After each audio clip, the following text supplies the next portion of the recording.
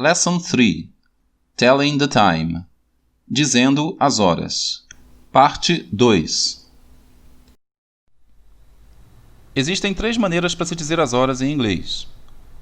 Nesse vídeo, vou te apresentar ao primeiro método. Mas antes, vamos começar falando um pouco sobre o relógio. Relógio em inglês se chama clock. Mas clock é usado para descrever o relógio de parede ou aqueles grandes. Se for um relógio de pulso, chamamos de watch ou então wrist watch. Wrist em inglês é pulso. E como se pode ver, aqui temos o mostrador e os ponteiros. Mostrador de relógio em inglês se chama clock face. Os ponteiros se chamam hand. O ponteiro grande se chama big hand e o pequeno se chama little hand. Vamos falar agora sobre como dizer as horas. Quando dizemos as horas em inglês, basicamente estamos respondendo à pergunta What time is it? Que significa que horas são? Pois bem, dito isso, podemos ver aqui que os ponteiros estão marcando 2 horas. Quando temos uma hora inteira no relógio, ou seja, quando o ponteiro pequeno está apontando exatamente para o centro de um número qualquer no mostrador, usamos a expressão o'clock para descrever aquela hora. Por exemplo, aqui temos o ponteiro pequeno apontando para o número 2, então dizemos It's 2 o'clock. Já nesse exemplo, o ponteiro pequeno está apontando para o número 4, então dizemos It's 4 o'clock. E nesse outro exemplo aqui, o ponteiro pequeno está apontando para o número 9, sendo assim dizemos It's 9 o'clock. E agora vemos os dois ponteiros apontando para o número 12, então dizemos It's 12 o'clock. E já que estamos falando de 12 horas, preciso te dar uma informação importante.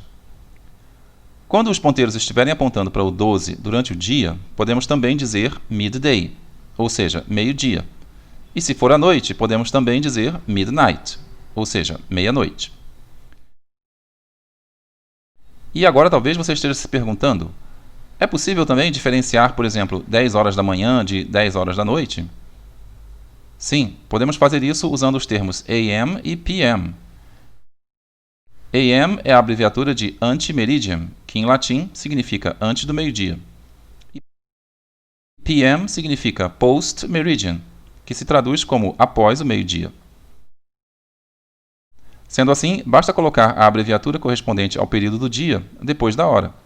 Por exemplo, 3 o'clock PM quer dizer 3 horas da tarde. 5 o'clock AM quer dizer 5 horas da manhã.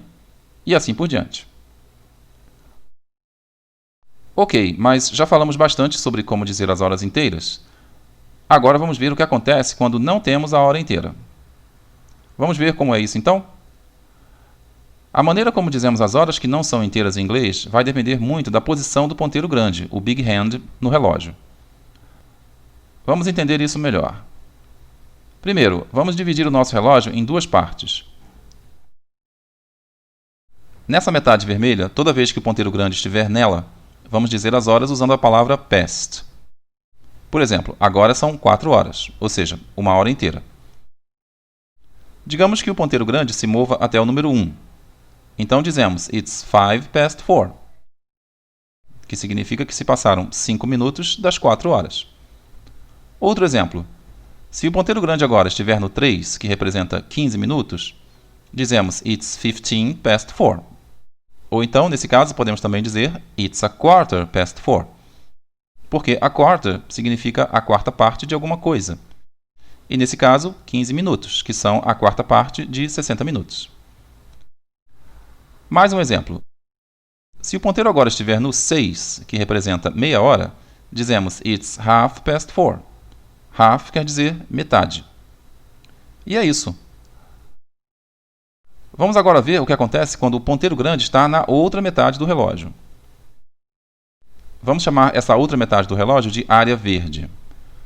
Quando o ponteiro grande chegar aqui, vamos descrever as horas usando a palavra to.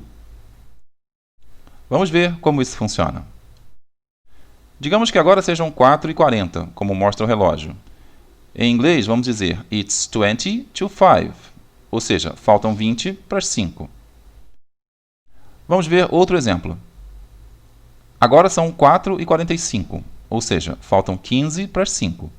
E é assim que vamos ler essa hora em inglês. Mas lembra que 15 pode ser também a quarter?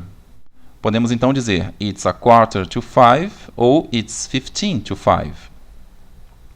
Vamos ver mais um exemplo. Agora o ponteiro está no número 11. Vamos então dizer It's 5 to 5, ou seja, 5 para as 5. E é isso, pessoal. Espero que tenha ficado clara a explicação. Caso ainda esteja com alguma dúvida, volte o vídeo um pouquinho e assista novamente, pois isso deve te ajudar a tirar suas dúvidas. Nos vemos então no próximo vídeo. Até lá!